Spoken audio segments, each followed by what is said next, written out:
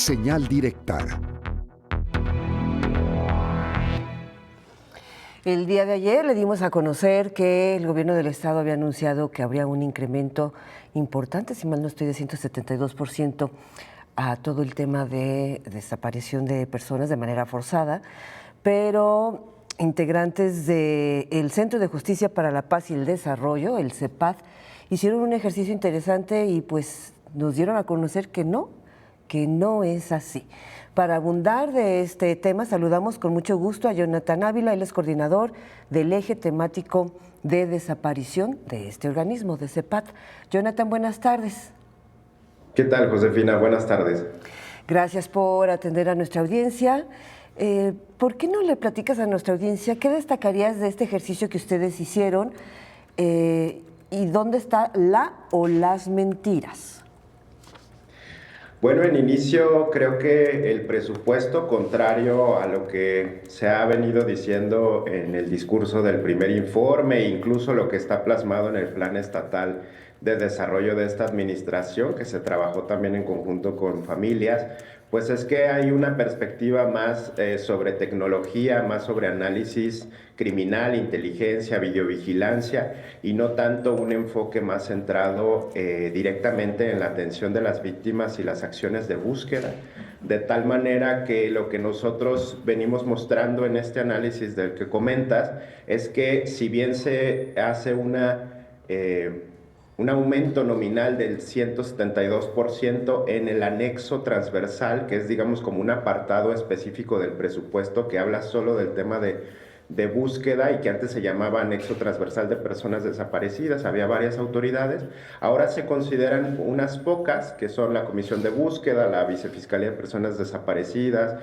el Instituto Jalisciense de Ciencias Forenses, Derechos Humanos, el C5 y la nueva Secretaría de Inteligencia y Búsqueda, pero son precisamente estas dos últimas autoridades, el C5 y la Secretaría de Inteligencia y Búsqueda, quienes se llevan la mayor cantidad de dinero. De hecho, el 63% del presupuesto del anexo transversal se lo lleva el C5 y es un aumento de más de 500 millones de pesos que va sobre todo a temas de videovigilancia. Esto porque es importante destacarlo porque el 100% de las acciones que realiza el C5 no están directamente vinculadas o específicamente vinculadas a la desaparición de personas. Claro que colabora con otras autoridades y el tema de videovigilancia es importante, pero así como sucede con el Instituto Jalisciense de Ciencias Forenses, también se utiliza para otros delitos y para otras investigaciones. Entonces, creo que eso también es un apunte importante de que si bien hay un aumento en estas, sí impacta directamente que no hay aumento en otras áreas específicas.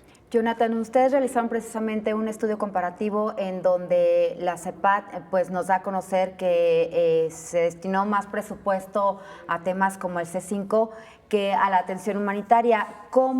¿De qué manera afecta precisamente esta distribución de los recursos?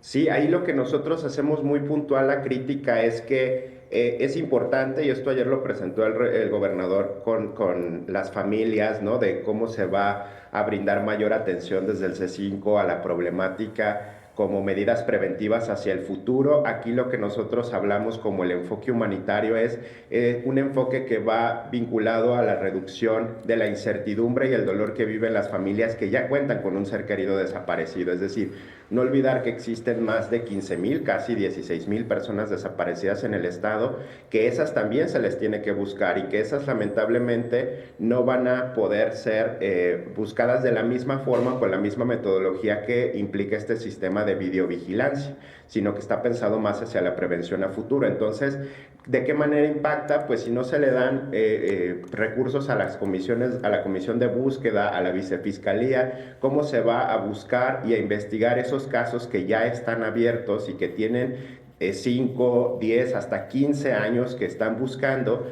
y que no queden detrás? Por ejemplo, ahí también era un enfoque que traía el gobierno de Enrique Alfaro, nosotros lo analizábamos, de que más del 90% de las localizaciones que presumió Alfaro en su momento eran desapariciones que habían ocurrido en el mismo año o días alrededor en que se reportó. Esto quiere decir que se olvidaban mucho los casos de años anteriores, entonces ese podría ser el impacto de este tipo de medidas.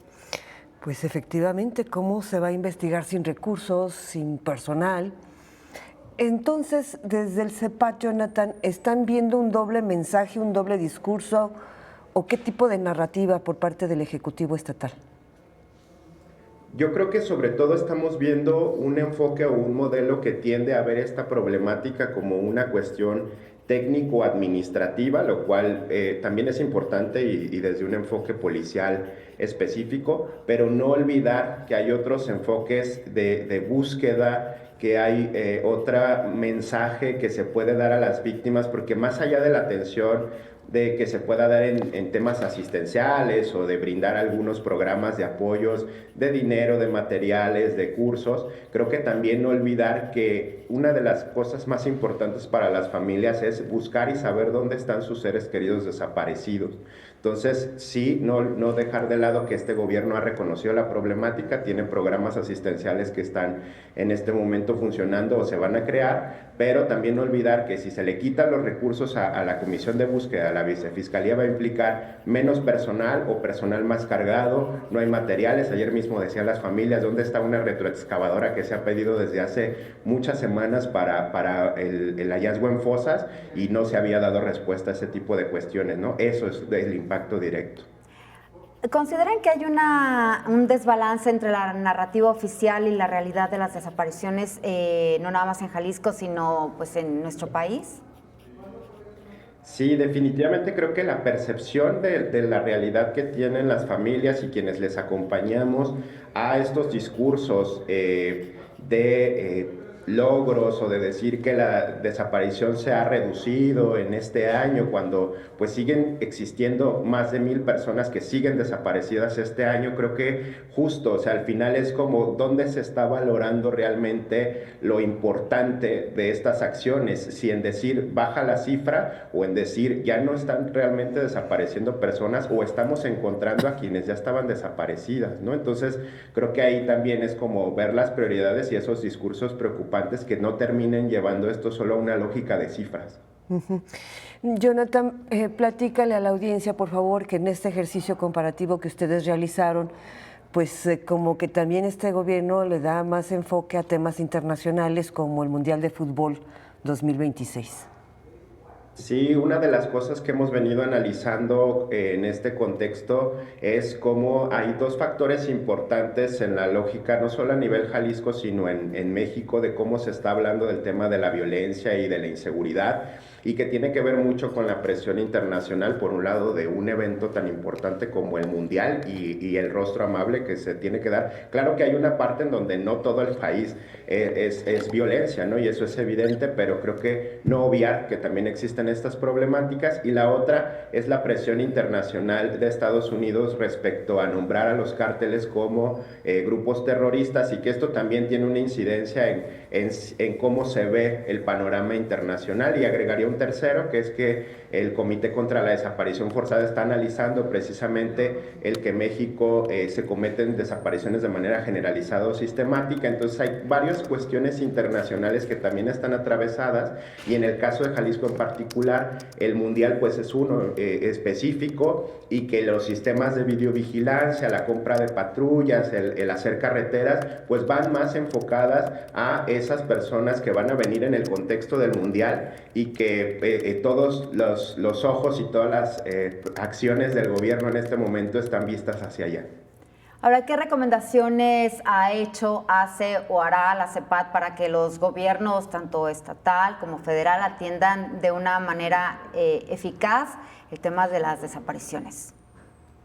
Pues aquí la recomendación en concreto es que se pueda dotar de mayor presupuesto a las autoridades que se dedican a hacer acciones sustantivas, en este caso a la Comisión de Búsqueda, Atención a Víctimas y a la Vicefiscalía en Personas Desaparecidas, porque si nos vamos a lo que mediáticamente es más llamativo o genera más ruido, pues realmente no vamos a responder a las necesidades de las familias, ¿no? Y lo mismo pasa a nivel nacional con la reforma que hizo Claudia Sheinbaum a la Ley General de Desaparición, que básicamente no fue ampliar o mejorar las acciones de búsqueda en lo concreto, sino solo incluir el tema del análisis y la inteligencia y el CUR biométrico, ¿no? Y que eso directamente nos responde a los miles de desaparecidos, más de 130,000 desaparecidos en México.